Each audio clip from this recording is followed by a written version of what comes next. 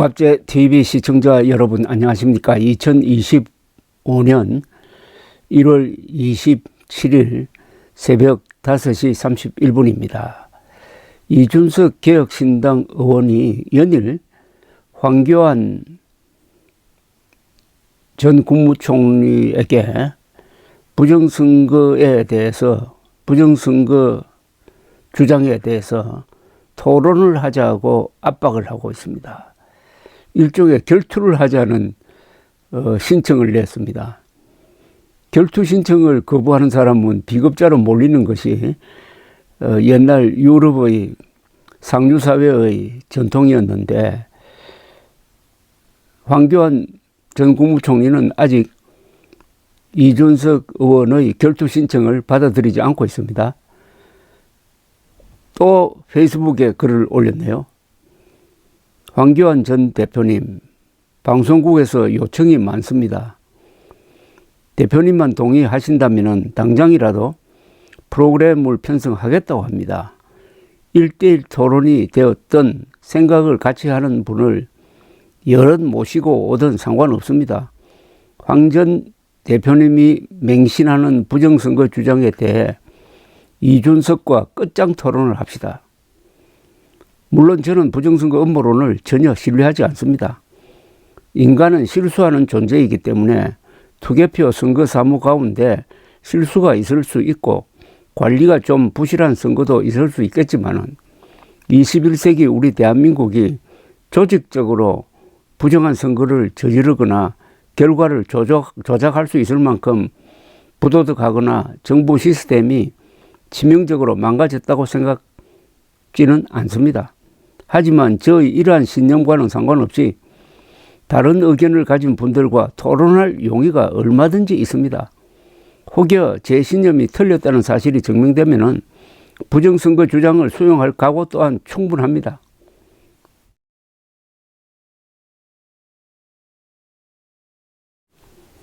황 전 대표님의 부정선거 주장이 맹목적 신앙의 영역이 아니라 국민적 공감대를 폭넓게 형성할 수 있는 절호의 기회 아니겠습니까? 마냥 기다릴 수는 없으니 1월 27일 오늘이네요. 오후 6시까지 시한을 정해놓고 기다리겠습니다.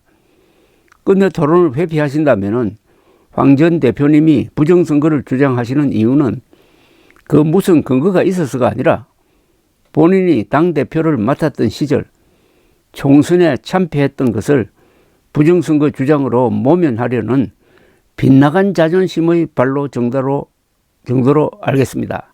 답변 기다리겠습니다. 이 마지막 문단이 완전히 비수를 꽂았습니다.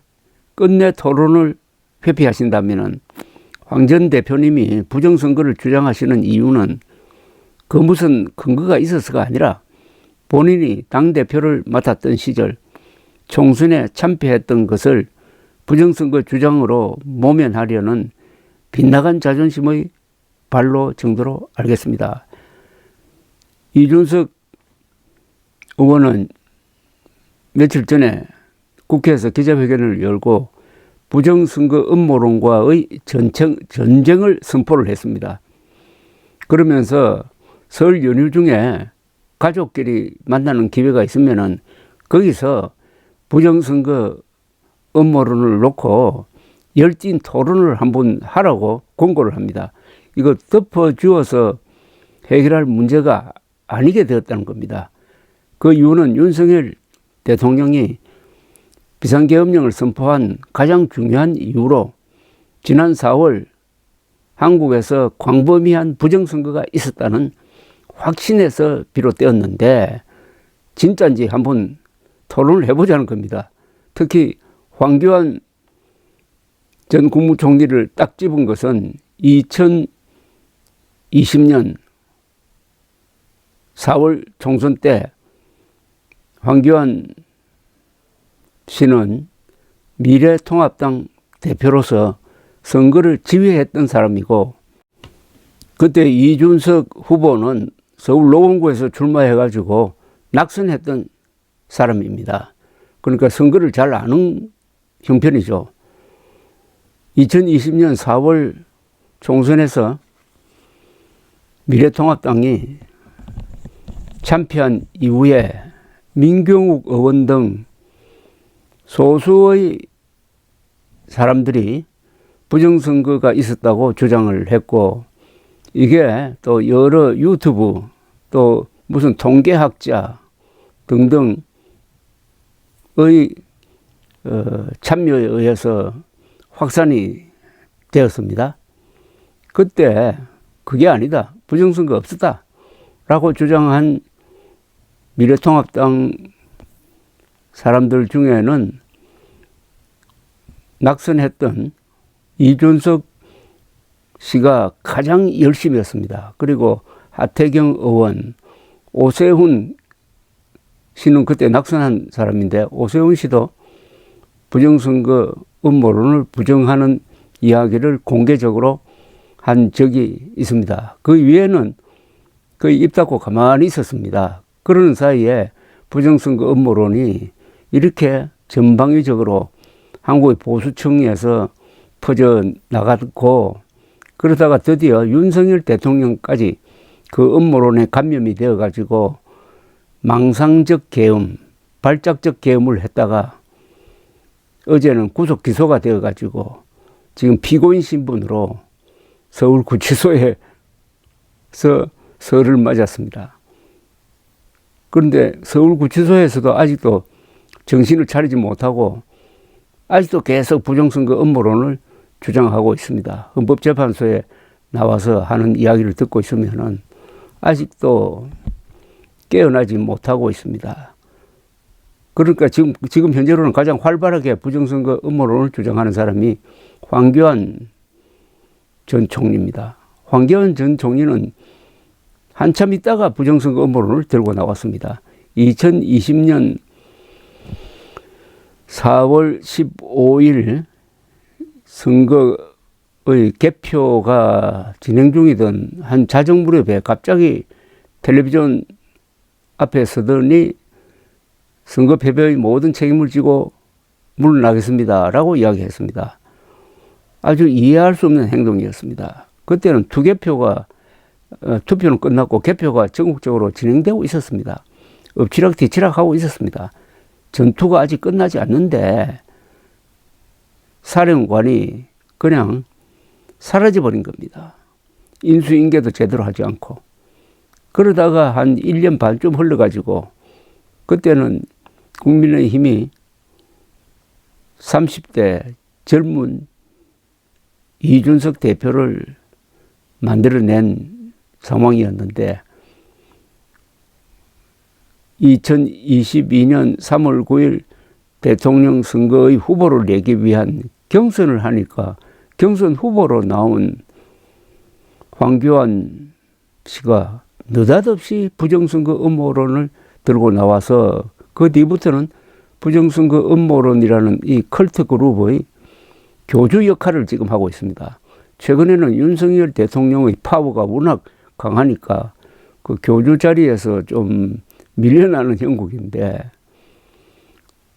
그러니까 이준석 개혁신당 의원이 도전장을 낸 겁니다.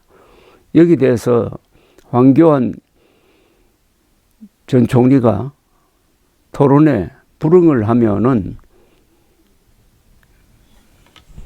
이준석 의원은 이렇게 취급을 하겠다는 겁니다. 근데 토론을 회피하신다면은 황 전 대표님이 부정선거를 주장하시는 이유는 그 무슨 근거가 있어서가 아니라 본인이 당대표를 맡았던 시절 총선에 참패했던 것을 부정선거 주장으로 모면하려는 빗나간 자존심의 발로 정도로 알겠습니다. 답변 기다리겠습니다. 참고로 한국은 아주 특이하게 결투 문화가 없었습니다. 특히 조선조 이후에 이 고려 신라 때는 아마 결투 문화가 있었을 것으로 추정이 되는데 조선조에는 확실히 결투 문화가 없었습니다. 유럽에는 결투 문화가 있었죠. 아주 유명한 사람이 결투로 죽기도 했습니다. 러시아의 문호 푸시킨도 자기 부인에 대한 이야기를 하고 다니는 그 장교를 상대로 결투 신청을 했다가 결투에서 사망하고 말았습니다. 미국에서는 현직 부통령과 전직 재무장관이 결투를 해서 전직 재무장관이 사망한 사건도 있었습니다.